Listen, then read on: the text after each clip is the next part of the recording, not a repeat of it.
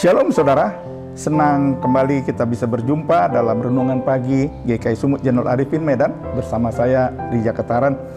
Baik saudaraku, sebelum kita merefleksikan firman Tuhan yang dari Efesus pasal 6 ayat 10-20, terlebih dahulu kita berdoa. Kembali pagi ini kami bersyukur ya Bapa, kasih karunia-Mu menguatkan kami untuk mengikuti renungan pagi ini.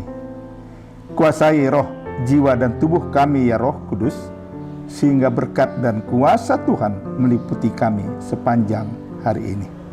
Di dalam nama Tuhan Yesus kami berdoa. Amin. Saudaraku, kehidupan Kristen bukan hanya soal perjalanan damai, tetapi juga merupakan pertempuran rohani setiap hari.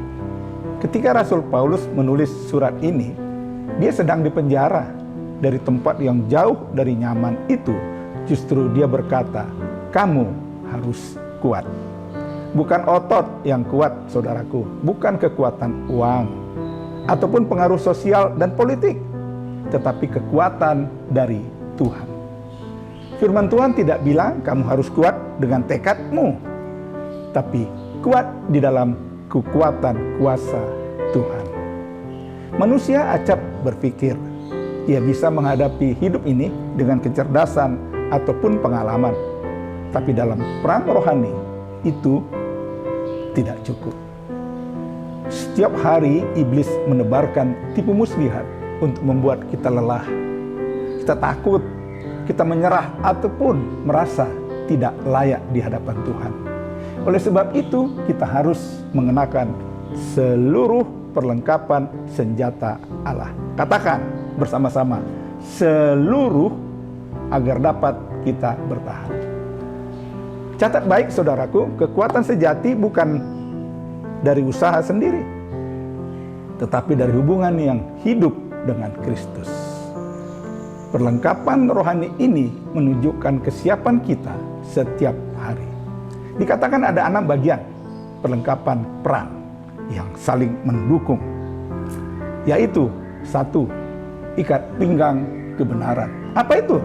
Dia adalah kejujuran dan integritas yang harus menjadi fondasi hidup kekristenan saudara. 2. Baju zirah keadilan adalah hati yang dijaga oleh kebenaran Kristus. Kebenaran Kristus. 3.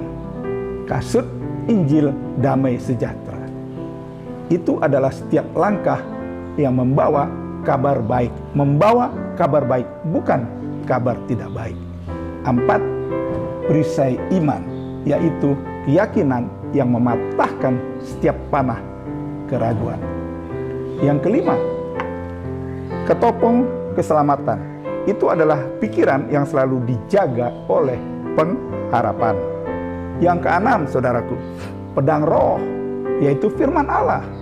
Dia adalah senjata untuk menyerang dan mematahkan kebohongan si jahat. Mematahkan kebohongan si jahat. Ingat baik, perlengkapan ini bukan sekedar simbol, tetapi sikap hidup rohani Anda setiap hari. Dan ayat tentang perlengkapan ini ditutup oleh Rasul Paulus dengan ajakan berdoalah setiap waktu di dalam roh. Berdoalah setiap waktu di dalam roh. Artinya kekuatan rohani tanpa doa seperti baju besi karatan. Tidak ada gunanya. Karena di saat kita lemah, doa mengingatkan bahwa Tuhan masih bekerja. Di saat kita takut, doa mengalirkan damai sejahtera bagi kita. Di saat kita diserang, doa meneguhkan iman kita. Saudaraku, Tuhan tidak menuntut Anda menjadi superhero yang tidak pernah salah. Dia hanya minta saudaraku berdiri teguh. Bukan kuat karena keadaan baik. Ingat, bukan kuat karena keadaan baik, tapi karena kita punya Tuhan yang tidak pernah kalah. Kita punya Tuhan yang tidak pernah kalah, Tuhan Yesus Kristus. Oleh karena itu, apapun pergumulanmu hari ini, apakah itu keluarga, apakah itu pekerjaan, apakah itu bisnis, bahkan pelayanan.